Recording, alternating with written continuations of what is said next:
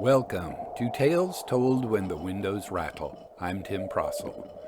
This time on Tales Told, I want to take a look at three stories. Each one involves the ghost or the ghostly phenomenon surrounding a murdered woman, but you'll notice that the manifestations each takes on a very different form.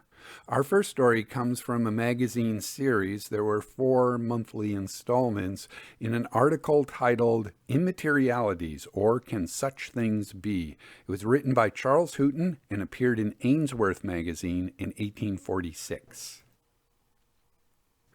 The story now to begin is upon authority which no one would presume to dispute were I at liberty to mention the names of the parties. But as some delicacy exists upon that head, my audience must rest satisfied with the assurance of the writer that he firmly believes the whole story to be true, even to the minutest circumstance. In the year 1817, a young woman named Shepherd was one evening returning from the little market town of Mansfield, situated in the heart of the ancient boundary of Sherwood Forest. Having arrived at a lonely part of the road near a place called Rainworth Water, she was overtaken by a tramping scissors maker from Sheffield named Rotherham, who beat out her brains with a hedge stake and robbed her corpse of everything he thought worth carrying away. He was subsequently executed at Nottingham for the murder, but during his confinement, he stated that the intention to kill her rushed into his mind instantaneously. He had never thought of either murder or robbery before, and he felt an irresistible impulse that he must put her to death, whatever might be the consequences. The case of the poor girl, however, excited much commiseration. According to the taste of the times, a stone monument with an iron plate attached, stating the circumstances of her death, was erected by the roadside upon the spot where the murder took place. It might be 4 or 5 years after this horrible event that one night a few respectable gentlemen of Mansfield were seated in the parlor of one of the principal inns of that town between the hours of 9 and 10 o'clock. Suddenly an acquaintance who had been to Nottingham on horseback that day and had just returned entered the room in a somewhat hurried manner and requested 2 of the individuals present to retire with him for a few moments into another room. When there, he told them that a somewhat strange thing had happened to him on his way home from Nottingham, and he wished to acquaint them with it, though he did not choose to do so before a miscellaneous company, lest the story should subject him to ridicule and contempt. "The fact is," said he, "some people in my place would have said they had seen a ghost. But for myself, I do not believe in anything of the kind, though I feel most completely at a loss to make out or even conjecture what it was I did see.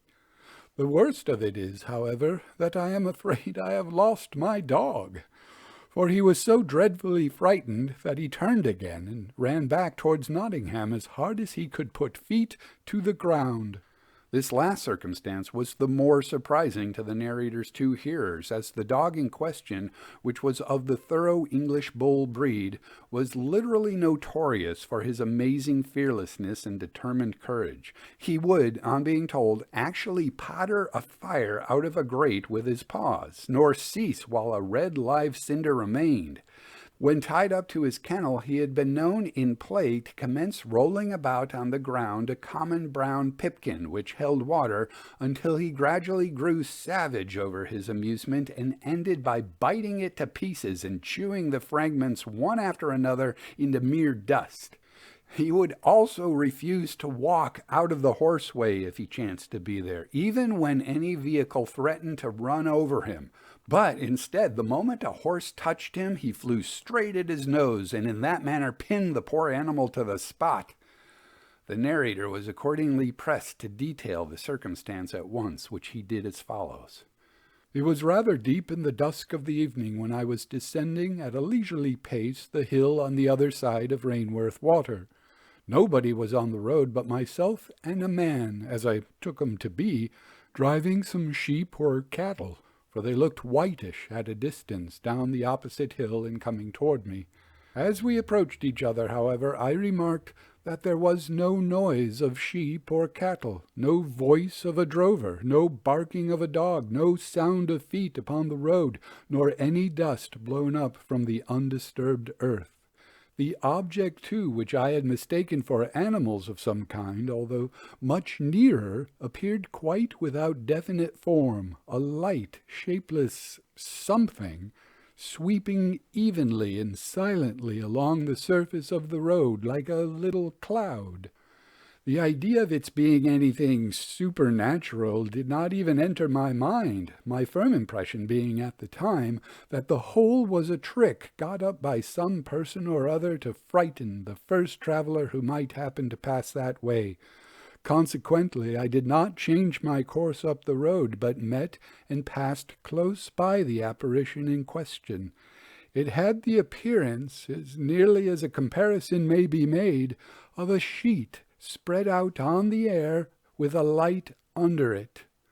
The motion was as even as though it had been floating on the surface of a river, and clearly enough there could not be any living creature beneath it.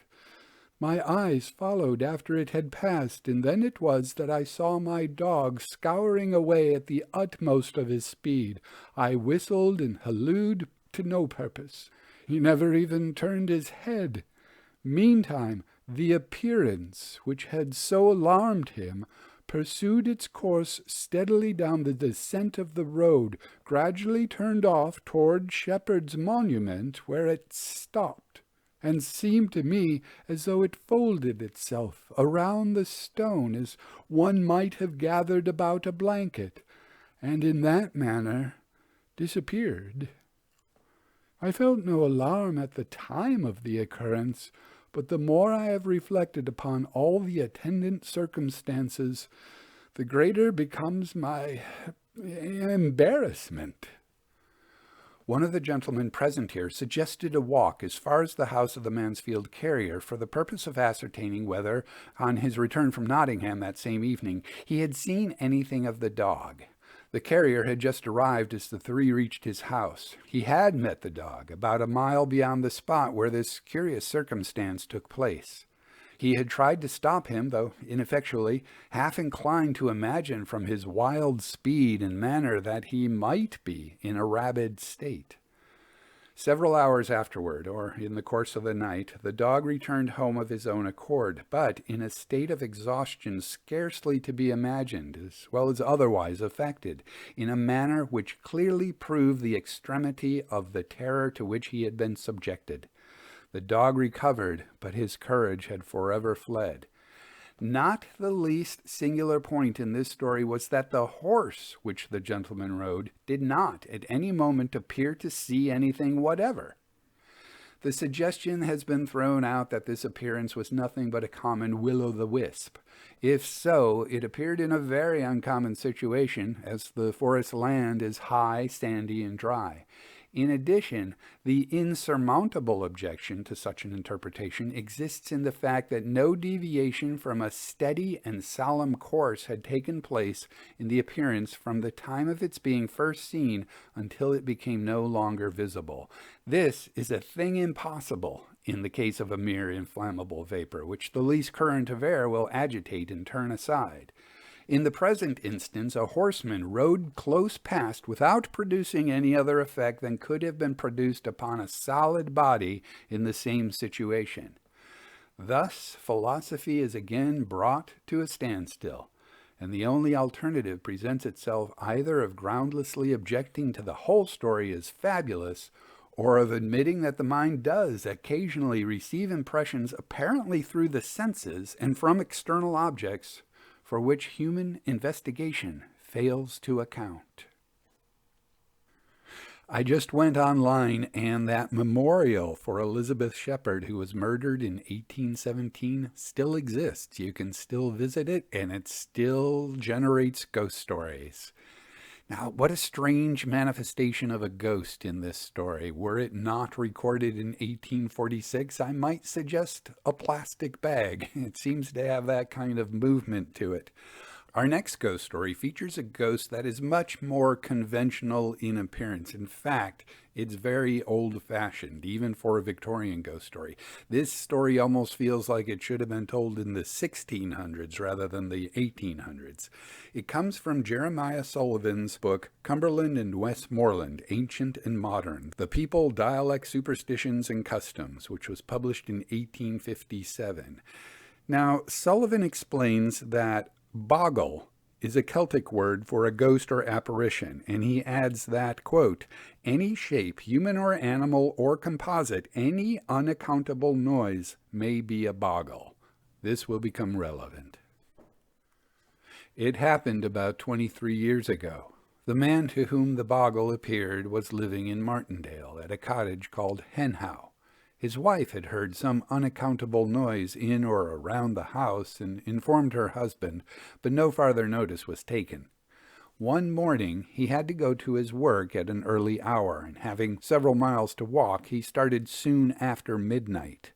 He had not got above 200 yards from the house when the dog by which he was accompanied gave signs of alarm.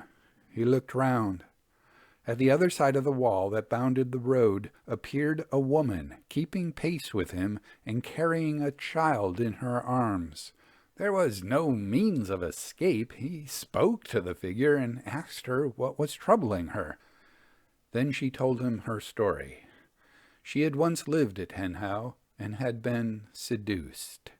Her seducer, to cloak his guilt and her frailty, met her by appointment at a certain market town and gave her a medicine, the purpose of which is obvious.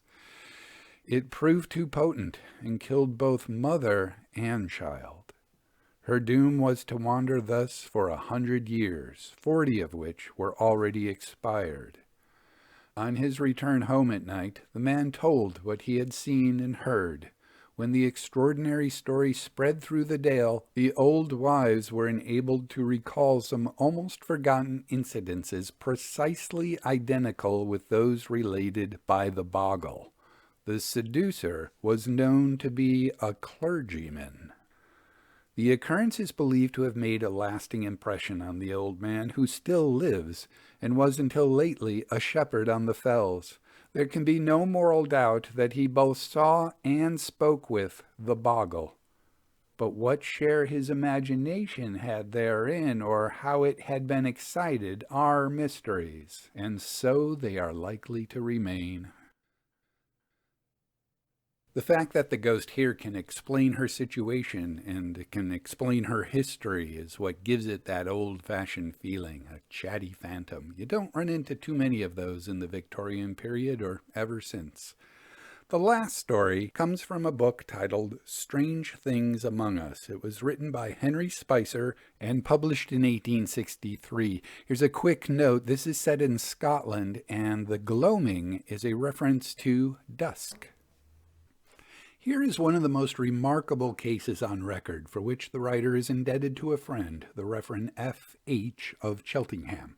The grandfather of this gentleman, while resident in the neighborhood of Fort George, was in the habit of employing a woman generally known as Old Helen on marketing messages and errands involving the outlay of small sums, in the disbursement of which the old dame was probity itself. On a certain occasion, however, Old Helen did not return. A night and a day passed, and still there were no tidings of the faithful old messenger.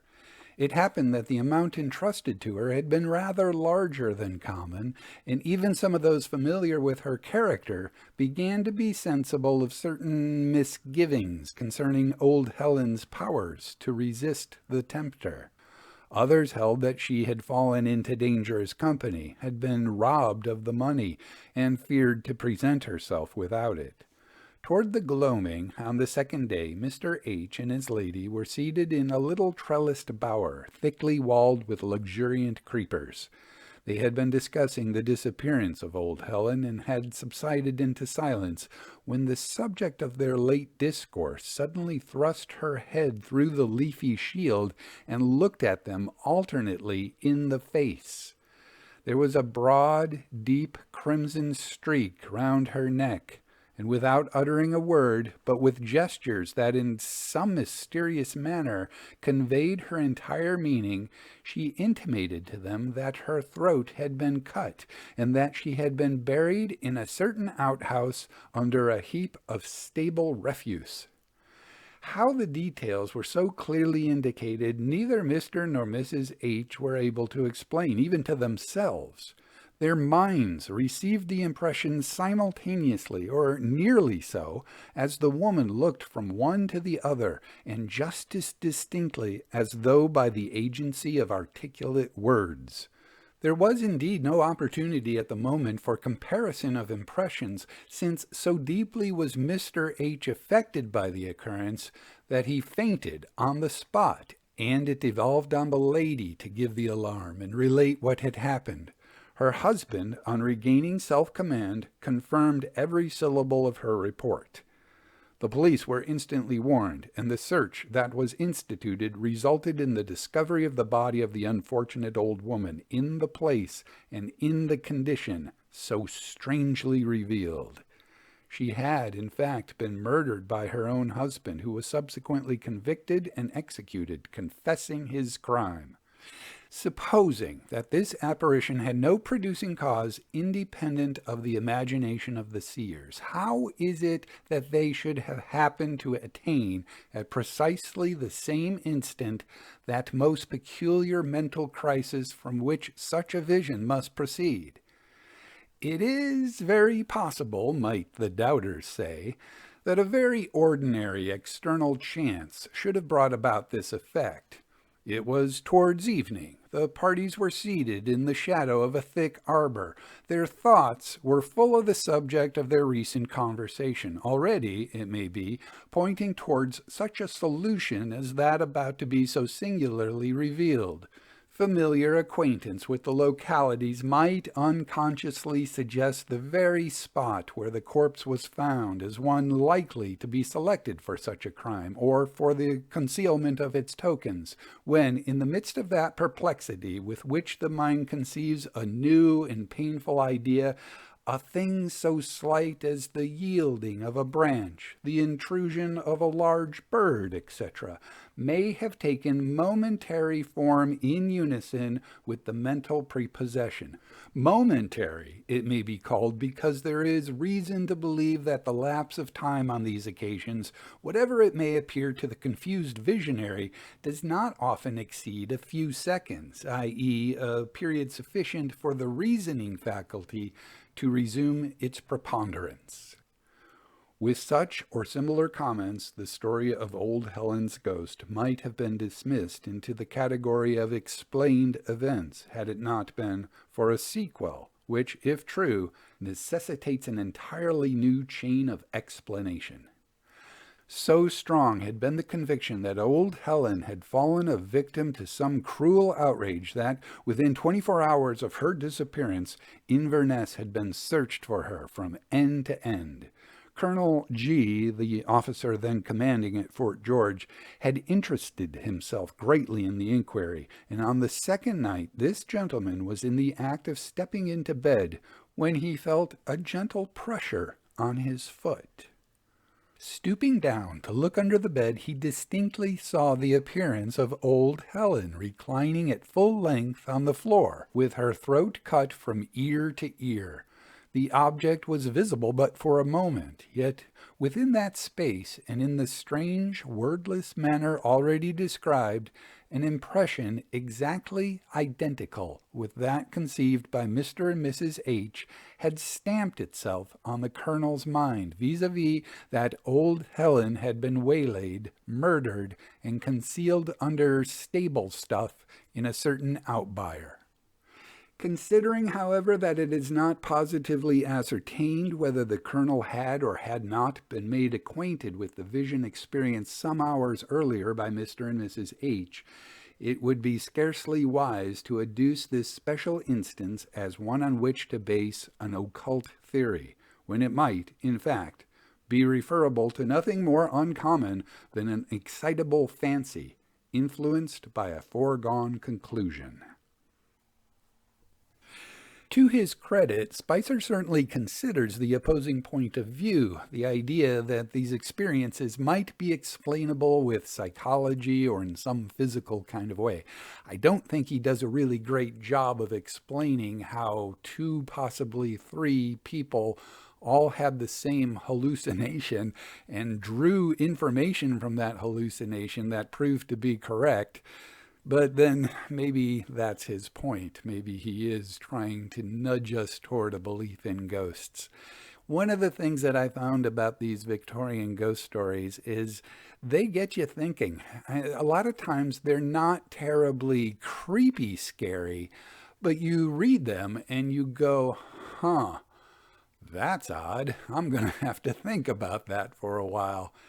If you would like to download PDF files of all the ghost stories I've been reading on this season of Tales Told, please visit ghostlyhearthside.wordpress.com.